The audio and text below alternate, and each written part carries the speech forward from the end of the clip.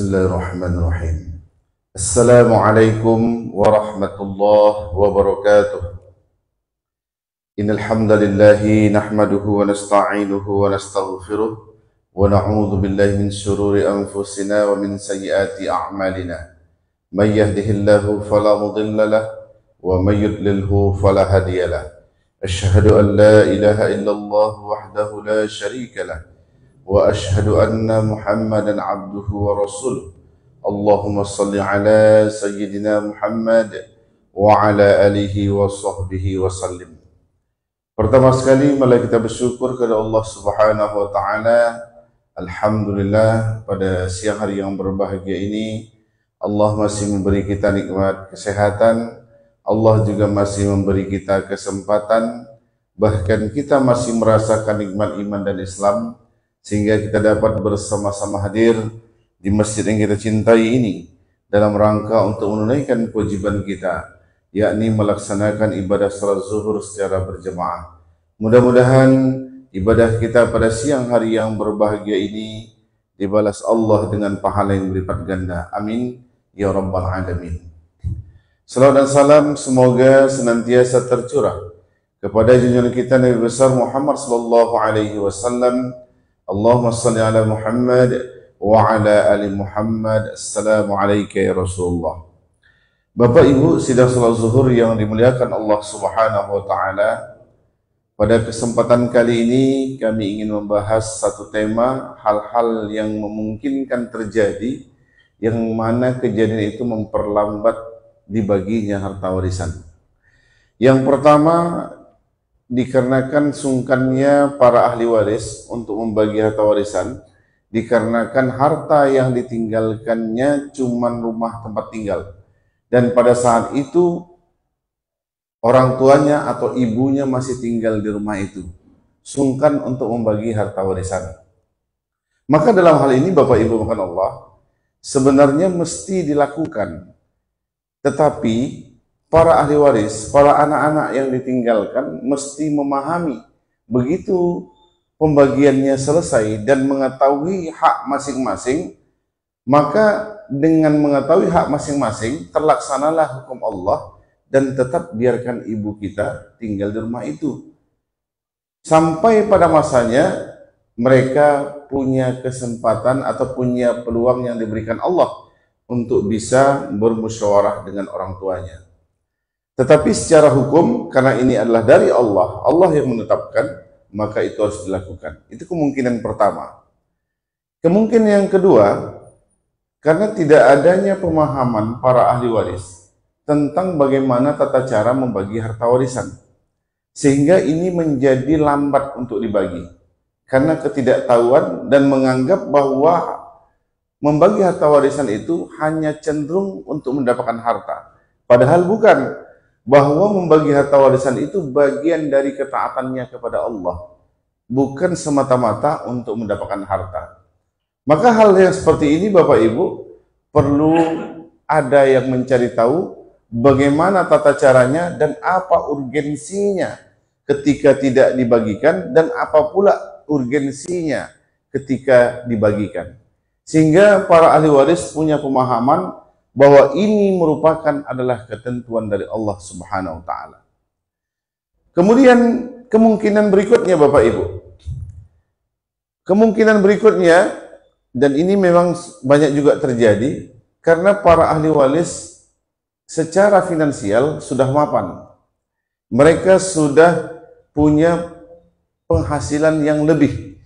Mereka sudah punya kehidupan yang sejahtera dari pekerjaan yang mereka dapatkan atau bisnis yang mereka jalankan, sehingga menurut mereka tidak perlu lagi untuk membagi harta warisan yang ditinggalkan orang tuanya, karena mereka merasa tidak perlu lagi harta, karena harta mereka sudah banyak. Maka hal yang seperti ini sama sebagaimana yang kedua, karena ketidakpahaman tadi, bahwa membagi harta warisan itu bukanlah semata-mata untuk mengejar hartanya, tetapi untuk menunjukkan ketaatan kita kepada Allah. Sehingga Bapak Ibu, kalaupun nanti setelah jelas harta warisan yang merupakan ketetapan dari Allah dan jelaslah bagiannya kita masing-masing, maka selesailah kewajiban kita untuk menjaga amanah harta yang ditinggalkan oleh orang tua kita, yaitu telah melaksanakan ketentuan Allah. Masalah harta yang kita dapatkan memang itu usahanya kita, tetapi ada hukum lain, karena setiap perbuatan manusia itu ada ketentuan-ketentuan hukumnya yang mesti dijalankan oleh setiap individu manusia. Bukan hanya dia sekedar mencari harta untuk pribadinya, tapi begitu ada orang tuanya yang merupakan ada hubungan waris dengan dia, ketika meninggalkan harta mesti dibagikan sekalipun harta kita banyak. Kemudian yang berikutnya Bapak Ibu, kemungkinan berikutnya yang membuat lambat bisa jadi karena ada kondisi tertentu pada saat orang tua ini sebelum meninggal itu mengalami sakit yang lama. Lalu yang menjaganya adalah anak perempuan, dan mungkin anak perempuan ini yang paling kecil di antara anak orang tua tersebut. Dialah yang menjaganya, dia merawatnya, mengantarkan ke rumah sakit, menyuapkan makanannya, kemudian sampai dia pula yang melepaskan orang tua tersebut ketika mengembuskan napas terakhirnya. Lalu pada saat ingin dibagikan dalam ketentuan syariat, karena dia anak perempuan, itu kan bagiannya setengah dari bagian anak laki-laki. Lalu dia tidak terima karena menganggap dia yang lebih berjasa, dia yang lebih lama menjaga orang tua, sedangkan abang-abangnya itu berada di perantauan dan hanya menikmati hasil usahanya sendiri. Lalu kenapa pada saat meninggal dunia baru datang dan untuk membagi harta? Itu kadang ucapan seperti itu. Maka dalam hal ini Bapak Ibu perlu diberi pengertian kepada seorang anak perempuan tadi, bahwa apa yang dia lakukan merupakan bukti berbaktinya kepada orang tua dan pahalanya luar biasa. Apakah dia rela pahala yang luar biasa tadi ditukar dengan salah membagi harta warisan? Tentu tidak. Pasti dia ingin pahala yang besar. Dan kalau ada abang-abangnya, saudara-saudaranya yang lain tidak mau mengurus orang tuanya, itu adalah dosa mereka sendiri. Tetapi ketika dia mau menjaga orang tuanya, ketaatannya kepada orang tuanya itu tidak bisa membatalkan haknya hanya setengah bagian dari laki-laki, karena dia perempuan. Tetapi dia punya pahala yang besar.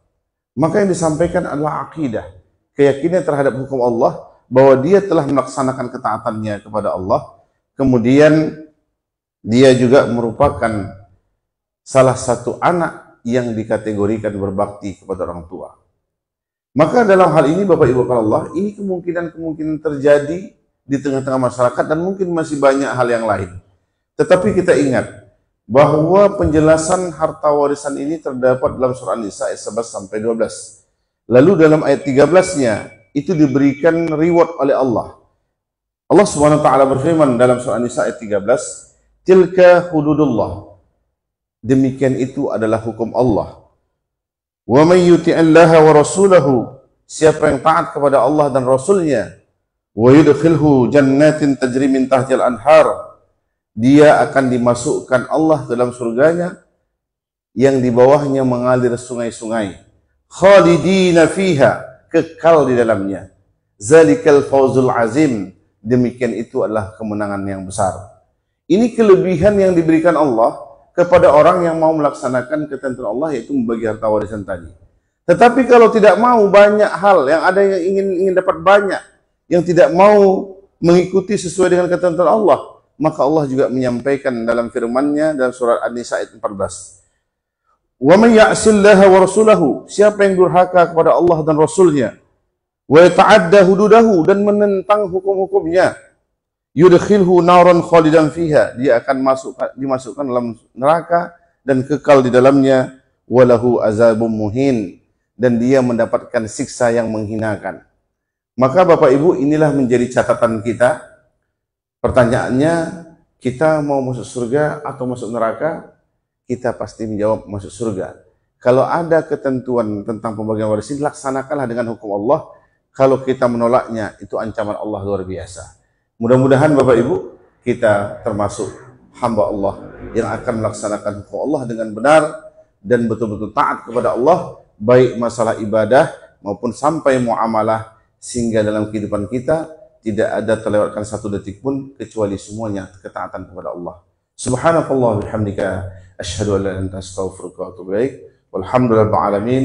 Wassalamu alaikum warahmatullahi wabarakatuh.